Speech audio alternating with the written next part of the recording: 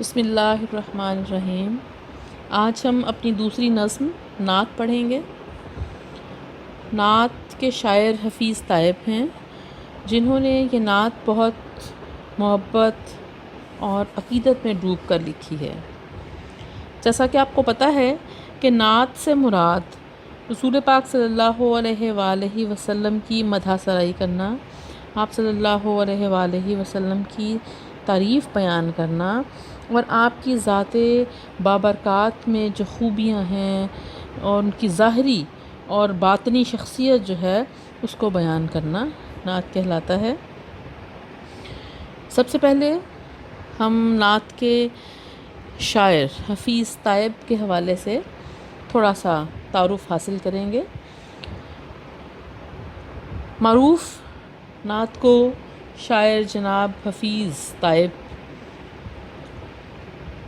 14 فروری 1931 کو احمد نگر ضلع گوجرانوالہ میں پیدا ہوئے۔ اپنی ابتدائی تعلیم انہوں نے گوجرانوالہ اور گجرات سے حاصل کی۔ ایف اے کا امتحان انہوں نے ذمہ دارہ کالج گجرات سے پاس کیا، پھر بی اے کیا اور واپٹا کے محکمے میں ملازمت شروع کر دی۔ یہ ملازمت کا سلسلہ 3 سال تک جاری رہا، جس کے بعد آپ نے یہ ملازمت چھوڑی۔ ملازمت کے دوران ہی آپ نے پنجاب یونیورسٹی سے ایم اے پنجابی کا امتحان پاس کر لیا اور پنجاب یونیورسٹی کے ہی شعبہ پنجابی سے آپ ایک لیکچرر کے طور پر منسلک ہو گئے۔ اس کے بعد آپ نے پی ایچ ڈی کی اور اپنا یہ سلسلہ جو درس و تدریس کا تھا، جو یونیورسٹی میں پڑھاتے رہے، یہ انہوں نے جاری رکھا اور اپنی مدت ملازمت پوری کر کے 1991 میں ریٹائر ہو گئے۔ جناب حفیظ طیب ایک منفرد نعت گو تھے۔ انہوں نے جو بھی لکھا وہ عشق حقیقی میں ڈوب کر اور رسول پاک صلی اللہ علیہ وآلہ وسلم کی محبت کے جذبے سے لبریز ہو کر لکھا۔ وہ خلوص اور سچائی اور نیک جذبات کے ترجمان تھے اور انہوں نے اپنے لکھنے کے انداز میں کئی نئے تجربے بھی کیے۔ غزل کے انداز میں بھی نعت لکھی، نظم کے انداز میں لکھی اور عشق رسول کے حوالے سے ان کے جو جذبات تھے اس کو انہوں نے نعت میں سمو دیا۔ آپ کے جو مشہور نعتیہ مجموعے ہیں ان میں صلو علیہ وآلہ اور سکھ متراں دی ودھیری، یہ دونوں جو نعتیہ مجموعے ہیں یہ دونوں ایوارڈ یافتہ ہیں۔ صلو علیہ وآلہ وسلم کو آدم جی ادبی ایوارڈ ملا اور سکھ متراں دی ودھیری جو ہے وہ رائٹرز گلڈ کی طرف سے انہیں انعام دیا گیا۔ اس کے علاوہ جو ان کے نعتیہ مجموعے ہیں اس میں وہی یاسین، وہی طٰہٰ، وسلم تسلیما اور کلیات حفیظ طیب جو ہے وہ بھی شائع ہو چکا ہے، یعنی ان کی چاروں کتابیں جو ہیں ان کو ایک ہی مجموعے میں کلیات کی شکل میں بھی شائع کر دیا گیا ہے۔ حفیظ طیب کی نعت پڑھ کر ہمیں صحیح معنوں میں اندازہ ہوتا ہے کہ آپ کو رسول پاک صلی اللہ علیہ وآلہ وسلم کی ذات سے کس حد تک محبت تھی اور آپ یہ سمجھتے تھے کہ آپ صلی اللہ علیہ وآلہ وسلم کے ساتھ تعلق رکھنا، اس کو قائم کرنا ہمارے لیے دنیا اور آخرت دونوں کے لیے کتنا ضروری ہے، اور دنیا میں جتنے ہمارے مسائل اور مصائب ہیں وہ آپ صلی اللہ علیہ وآلہ وسلم کی محبت اور عشق جو ہے اس کو اختیار کر کے ہم ان سے باہر نکل سکتے ہیں اور ان کا حل جو ہے وہ کر سکتے ہیں۔ اس کے بعد ہم اپنی نعت پڑھیں گے اور اس کے اشعار جو ہیں ان کے مشکل الفاظ کے معنی اور تشریح جو ہے اس کو نعت کا پہلا شعر دیکھیے۔ خوش خصال و خوش خیال و خوش خبر خیر البشر، خوش نیاد و خوش نہاد و خوش نظر خیر البشر۔ خوش خصال، اچھی خصلت والے،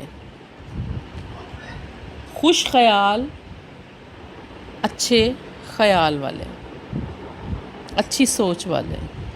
اور تیسرا لفظ ہے خوش خبر، اچھی خبر دینے والے. خیر البشر، خیر البشر کا مطلب ہے بہترین انسان، انسانوں میں سے بہترین. یہاں خوش خبر سے مراد خوشخبری دینے والے ہیں، اور انسانوں میں سے انسان کامل ہیں، یعنی بہترین انسان ہیں. خوش نیاد یعنی اچھے خاندان والے، اچھے نسب والے اور اچھی فطرت یا طینت والے. خوش نہاد اچھے اخلاق والے اور اچھی بنیاد والے. نہاد سے مراد ویسے بنیاد ہے، اچھی بنیاد والے اور اچھے اخلاق والے. خوش نظر، خوش نظر سے مراد ہے اچھی نظر والے، اچھی نظر سے سب کو دیکھنے والے. عزیز طالبات، رسول پاک صلی اللہ علیہ وآلہ وسلم کی محبت ایک مسلمان کے لیے اپنے والدین، اپنی اولاد، اپنی جان اور مال، ہر چیز سے زیادہ عزیز ہے. اور یہی وہ جذبہ ہے جس کی بنیاد پر نعت لکھی جاتی ہے، اور امت مسلمہ میں اپنے جذبات کے اظہار کے لیے نعت کا وسیلہ جو ہے اس کو استعمال کیا جاتا ہے. اور حفیظ طیب نے اس نعت میں رسول پاک صلی اللہ علیہ وآلہ وسلم کی کہ حسن اخلاق کا تذکرہ کیا ہے، اور انہیں ہدیہ پیش کیا ہے اپنے عقیدت کا، اپنی محبت کا. اور اس میں رسول پاک صلی اللہ علیہ وآلہ وسلم کے بارے میں یہ بتایا گیا ہے کہ آپ اچھی فطرت رکھنے والے، اچھی خصلت رکھنے والے نیک شخص تھے. آپ بچپن ہی سے نہایت پاکیزہ صفات تھے، گویا اللہ تعالیٰ نے آپ کو ہر طرح کی خامی سے پاک کر دیا تھا. آپ کا کردار بے اطاق تھا، آپ کا دل نرم تھا، آپ کی فطرت نیک تھی، آپ کی فکر اچھی تھی، آپ خوش مزاج اور مہربان تھے. اور قرآن پاک میں آپ کو بشیر کہہ کر مخاطب کیا گیا، یعنی خوشخبری دینے والا. اور حضرت عائشہ صدیقہ رضی اللہ تعالیٰ عنہ کا بیان یہ ہے کہ رسول پاک صلی اللہ علیہ وآلہ وسلم چلتا پھرتا قرآن ہے. یہی وجہ ہے کہ شاعر نے آپ کو خیر البشر یعنی بہترین انسان، تمام انسانوں میں بہترین انسان کہہ کر مخاطب کیا ہے.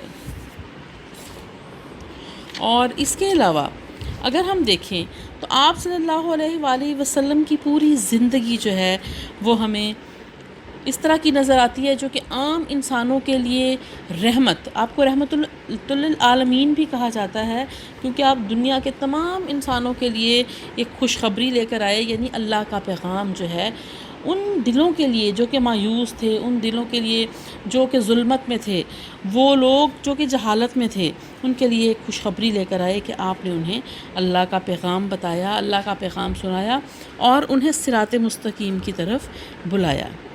اور اس میں کوئی شبہ نہیں کہ آپ خوش خصال تھے، آپ کی خصلت، آپ کی فطرت جو ہے وہ نیک تھی، اور خوش خیال یعنی اچھا خیال رکھنے والے تھے، چیزوں کے بارے میں محبت کی نظر رکھنے والے تھے، اور لوگوں کو خوشخبری سناتے تھے.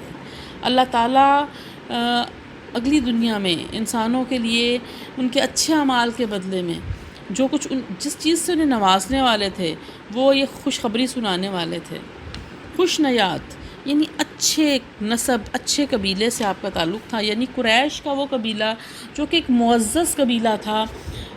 رسول پاک صلی اللہ علیہ وآلہ وسلم کے باپ اور ان کے دادا اور ان کے آباء و اجداد جو ہیں وہ باعزت لوگ تھے، اور مکہ کے اندر مختلف قبائل میں ان کا ایک بلند مقام تھا. اور تمام حجاج کرام یعنی حاجی جو ہیں جب خانہ کعبہ کی زیارت کرنے کے لیے آتے تو ان کا انتظام و انصرام آپ کے دادا حضرت عبد المطلب کے سپرد تھا، اور وہی ان کی دیکھ ریکھ کرتے تھے اور ان کا خیال رکھتے تھے. تو گویا آپ خوش نہاد اچھی بنیاد والے. یہاں بنیاد سے مراد آپ کا قبیلہ، آپ کا نسب، آپ کا خاندان، آپ کے والدین سب اس میں شامل ہیں جو کہ بہت اچھے، نیک اور معزز تھے. اور اس میں لفظ استعمال کیا گیا خوش نظر.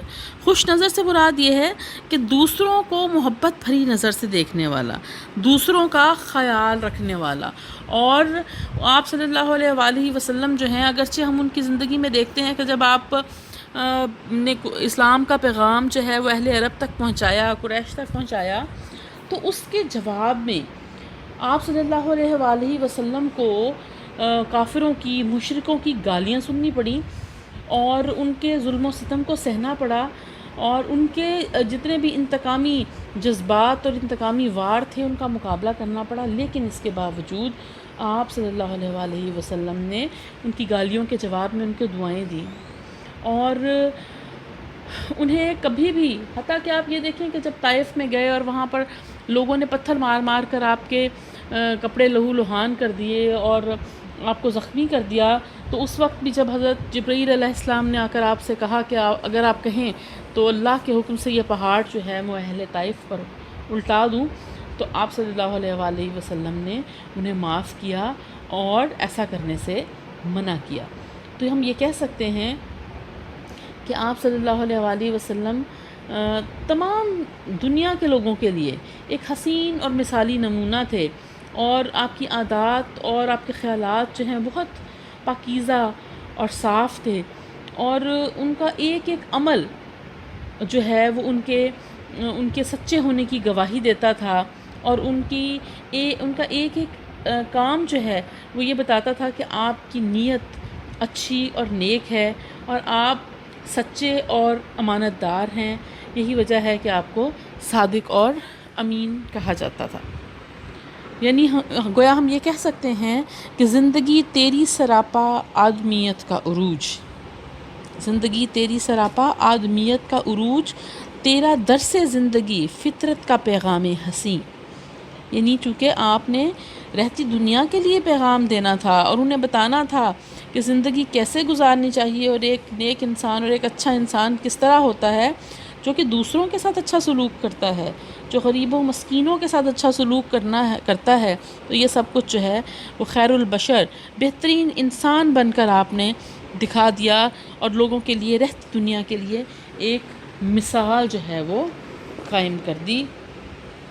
اور ظاہر ہے کہ ارشاد خداوندی ہے کہ لقد کان لکم فی رسول اللہ اسوۃ حسنہ، کہ در حقیقت تمہارے لیے رسول پاک کی زندگی میں بہترین نمونہ ہے. تو اس کا مطلب یہ ہے کہ آپ صلی اللہ علیہ وآلہ وسلم چونکہ اعلیٰ اخلاق اور اعلیٰ اوصاف کے مالک تھے، تو ظاہر ہے کہ ان کی امت جو ہے اس کو بھی ان کے طریقے پر چلنا ہے اور ان کے انداز کو اختیار کرنا ہے. اس میں آپ اور اشعار جو ہیں ان کو بھی حوالے کے لیے استعمال کر سکتے ہیں کہ دشمنوں کو بھی دعاؤں سے نوازا تم نے، دشمنوں کو بھی دعاؤں سے نوازا تو نے، دوستوں تک ہی نہ محدود رہا تیرا کرم. یا اس کے علاوہ یہ ہے کہ رخشندہ تیرے حسن سے رخسار یقیں ہے، تابندہ تیرے عشق سے ایمان کی جبیں ہے، ہر قول تیرا حق صداقت کا ہے ضامن، ہر فعل تیرا حسن ارادت کا امی ہے. یہ تمام اشعار جو ہیں وہ آپ صلی اللہ علیہ وآلہ وسلم کے بہترین اخلاق کی طرف اشارہ کرتے ہیں. دوسرا شعر دیکھیے، دل نوازو دل نشیو دل کشا، دل کشا، چارہ سازو چارہ کارو چارہ گر خیر البشر.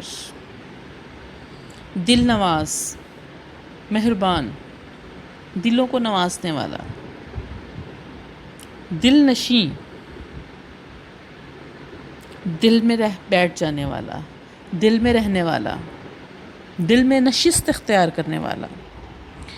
دل کشا، دل کو کھول دینے والا، دل کو خوش کر دینے والا.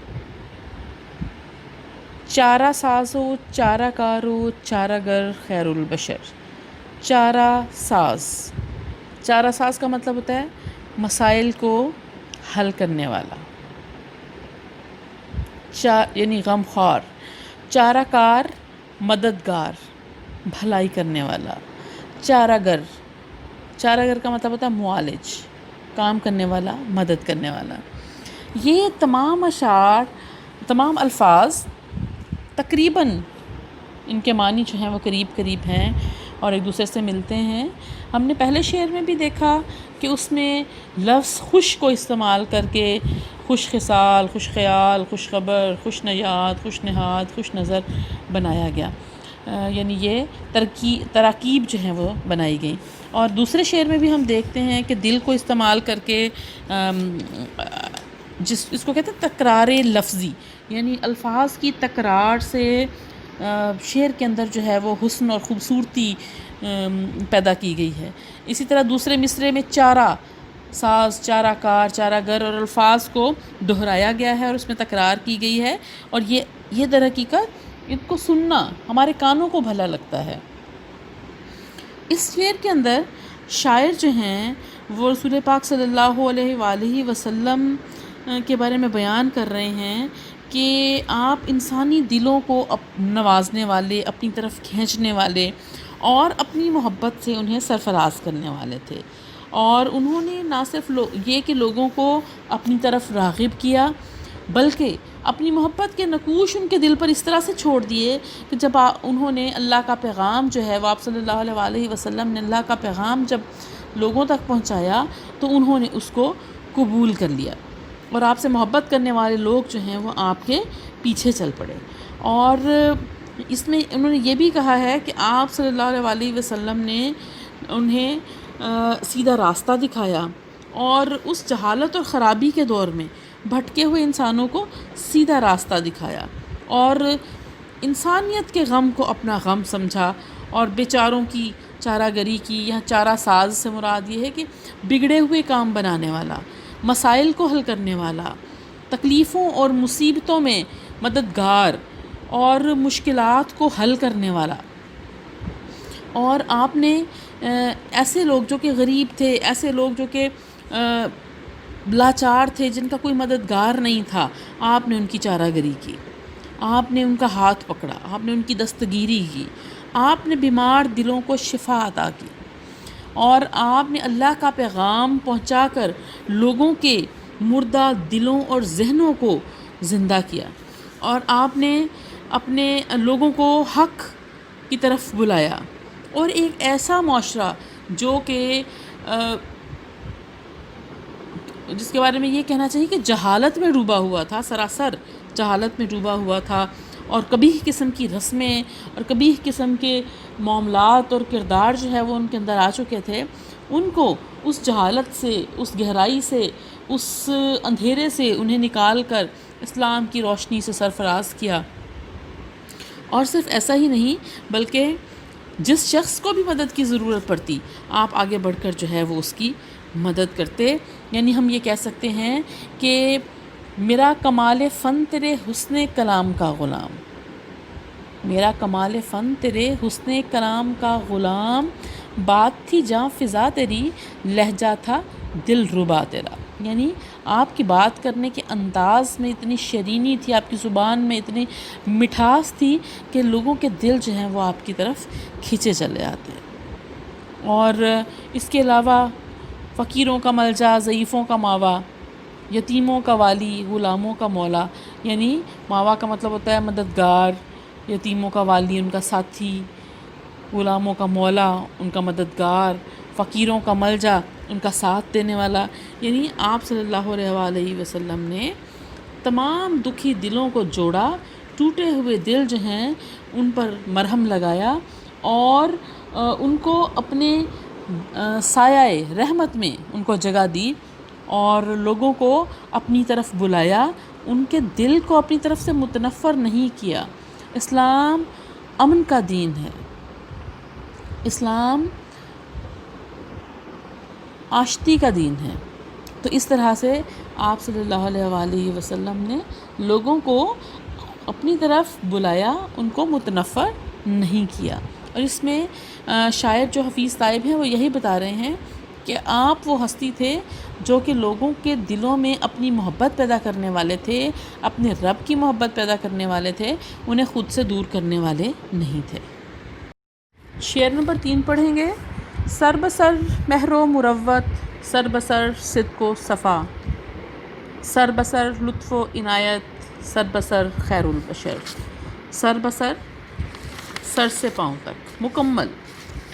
مہر و مروت، مہر کا مطلب ہوتا ہے محبت اور مروت کا مطلب ہوتا ہے لحاظ، یعنی مہر و مروت سے مراد یہ ہے محبت اور خلوص. سر بسر صدق و صفا، یعنی سر سے پاؤں تک مکمل صدق سچائی اور صفا دیانتداری پاکیزگی. سر بسر لطف و عنایت، لطف مہربانی اور عنایت کرم نوازی بخشش. سر بسر خیر البشر، یعنی سر سے پاؤں تک بہترین انسان.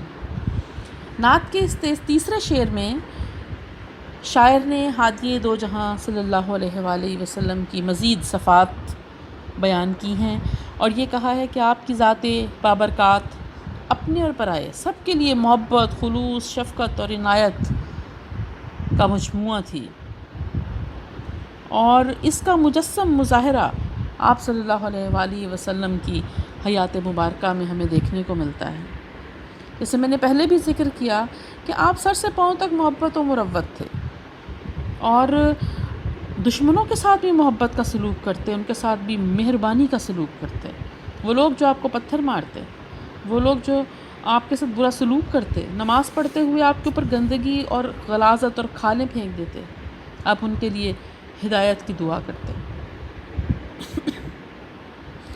اور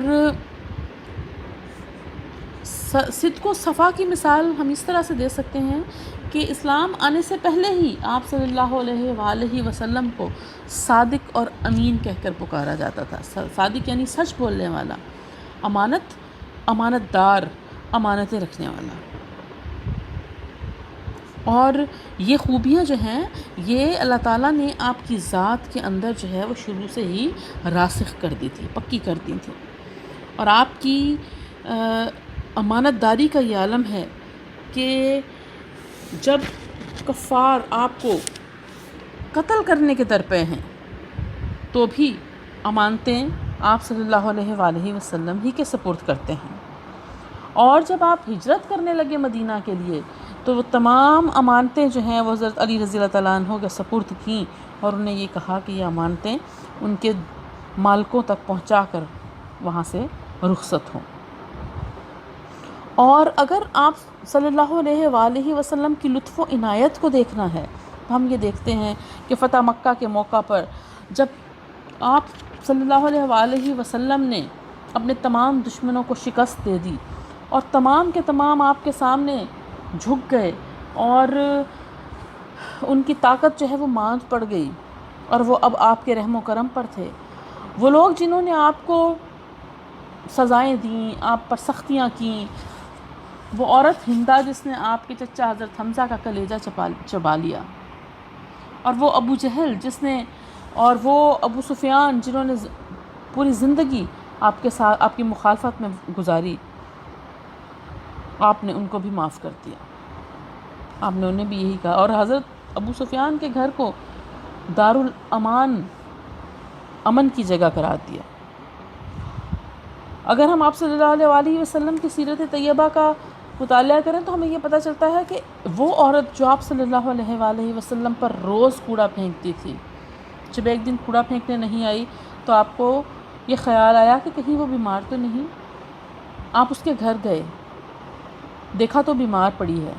آپ نے اس کے گھر کی صفائی کی، اس کے لیے کھانا پکایا اور اس کی دیکھ بھال کی، اور آپ کے حسن اخلاق سے متاثر ہو کر بعد میں وہ عورت مسلمان ہو گئی. تو ہم یہ کہہ سکتے ہیں کہ آپ سے بڑی رحیم اور مہربان ہستی اور بھلا کون سی ہو سکتی ہے. یعنی صدق و صفا کا پیکر پر نور آ گیا، لے کر حیات تازہ کا منشور آ گیا. مولانا حالی، الطاف حسین حالی نے کیا خوب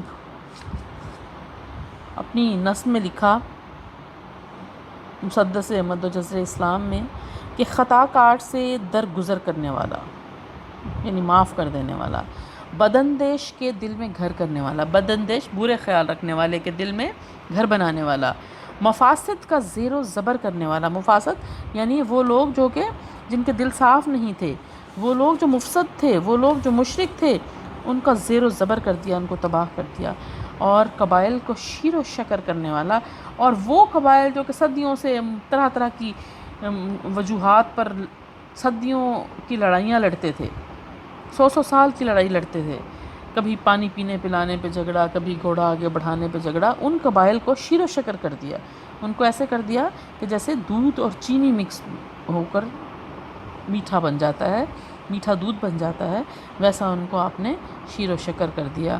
اتر کر ہرا سے سوئے قوم آیا، یعنی غار ہرا سے اتر کر قوم کی طرف آیا، اور ایک نسخہ کیمیا ساتھ لایا۔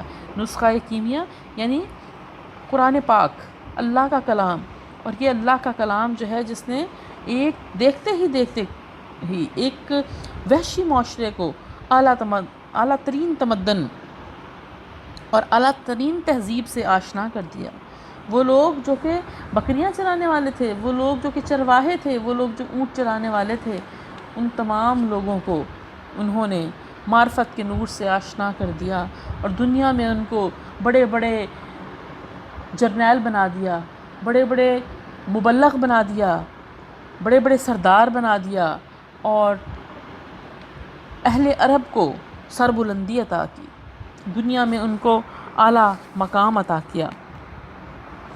تو ہم یہ کہہ سکتے ہیں کہ آپ کی محبت اور شفقت اور آپ کے اخلاق حسنہ نے تمام لوگوں کو نہ صرف یہ کہ ان کو اپنی محبت سے ڈھانپ لیا، بلکہ آپ دنیا کے لیے ایک نجات کا پیغام بھی لے کر آئے۔